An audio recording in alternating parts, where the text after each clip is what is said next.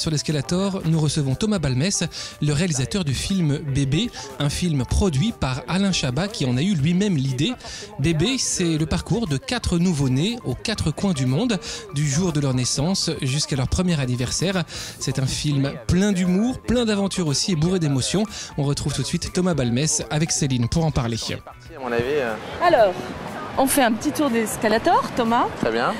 Donc, ce film est né d'une idée d'Alain Chabat. Je voulais savoir un peu comment ça s'est construit à partir de cette idée. Vous vous connaissiez déjà? Pas du tout. Vous êtes rencontrés avec ce projet-là? On s'est rencontrés avec ce projet-là. Il m'a appelé, enfin, Christine Rouxel qui travaillait avec lui m'a appelé un jour et m'a dit voilà, on a entendu parler de toi, on a vu tes films, on aimerait te proposer un projet que Alain a depuis quelques années.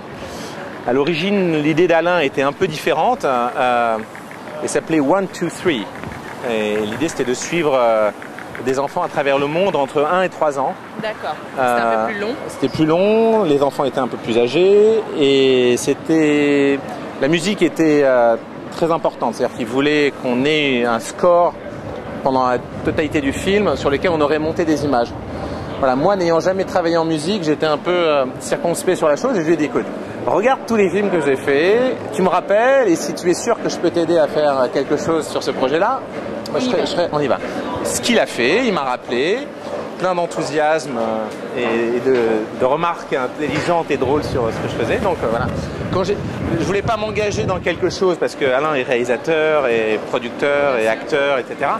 Je voulais pas m'engager sur quelque chose où on se serait rendu compte par la suite que voilà, je n'étais pas la bonne personne.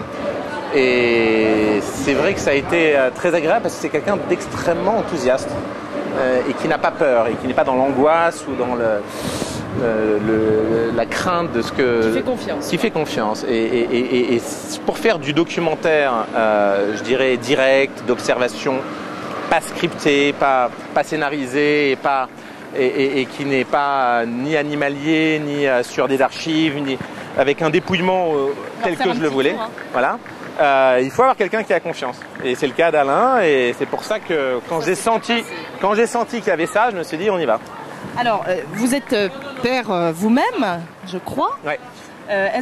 Qu'est-ce que ça a modifié dans votre regard sur vos enfants? Alors, ça m'a confirmé dans notre capacité à être conscient de certaines choses qu'on fait en sachant qu'on les fait pas forcément bien, mais en étant incapable de les améliorer. Voilà, je me suis rendu compte à quel point on reposait sur tout un tas d'objets et une surstimulation de nos enfants en permanence en Occident. Et en laissant très peu de marge de manœuvre à nos enfants d'être seuls, de s'ennuyer, voilà. Mais que malgré tout, je suis le premier qui, quand je reviens d'un mois d'absence aux États-Unis, arrive avec 3 valises de cadeaux pour mes 3 enfants pour compenser et me déculpabiliser de cette absence. Et c'est quelque chose de très occidental et c'est un peu le sujet du film, c'est à quel point on a besoin de se rassurer et de transformer des choses qui devraient être juste de la présence et de l'interaction par tout un tas de choses matérielles. Alors justement, en dehors même de vous, le mode de vie que vous avez, l'éducation que vous avez pu avoir avec vos enfants, est-ce qu'après ce film, après avoir passé autant de temps avec ces familles, vous vous sentez plus sensible, plus touché, plus proche d'un mode d'éducation d'un pays plus spécifiquement? Alors, moi, dans la manière dont je me comporte avec mes enfants, dans la réalité, je me sens très proche à la fois des Américains et des Japonais. Oui.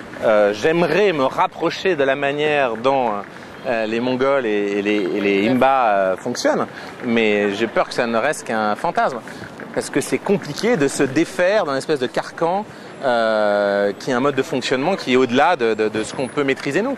Mais c'est vrai que de les voir et en Mongolie et en Namibie se développer absolument dans le dénuement le plus complet de ce qu'on considère nous comme le confort minimal et malgré tout développer une créativité et une relation extraordinaire avec leur environnement et devenir très indépendant très très jeune, voilà, ça fait envie et ça fait rêver. Et en tant que parent, on se dit mais comment on n'arrive pas à laisser nos enfants l'espace, voilà, leur laisser de l'espace pour aller toucher la terre, sentir le vent et passer 8 heures sans rien que eux-mêmes et de les voir malgré tout ne jamais s'ennuyer et trouver des choses à faire. Alors s'il y avait juste un moment, je sais que c'est une question un peu con, mais s'il y avait un moment à retenir de cette aventure, ça serait lequel? Ouh là là. Il est parti loin. Je le rattraperai après. Un moment à retenir de cette aventure, sérieusement, je suis pas certain qu'il y en ait un. Peut-être le plan d'ouverture, voilà, où on est dans quelque chose qui dure 2 minutes, et on est pour moi dans le documentaire, c'est-à-dire dans quelque chose où il y a une succession de petits événements qu'aucun scénariste ne peut écrire, avec du drame, de l'humour, voilà, tous les éléments d'une fiction, mais dans le documentaire, avec un plan fixe, simple.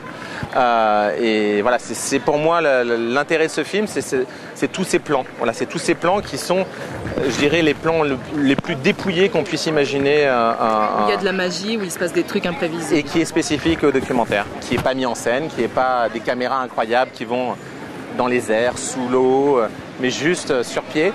Mais simplement, la réalité vous offre des petits cadeaux comme ça assez géniaux. Alors on est à la fin de l'interview, mon chapeau vient de se barrer, je sais pas si... Voilà, on l'a récupéré. Ludo a 3 questions au choix à vous poser. D'accord. Alors, il y a la question actu, il y a la question vieux con, et la question tu seras un homme mon fils. Alors on va prendre la première. Alors qu'est-ce que vous faites ce week-end avec vos 3 enfants, Thomas? Eh bien, ce week-end avec mes 3 enfants, c'est une bonne question. Je n'en ai pas la moindre idée. Je suis absolument désolé. Je crois que c'est l'anniversaire de ma belle-sœur. Voilà.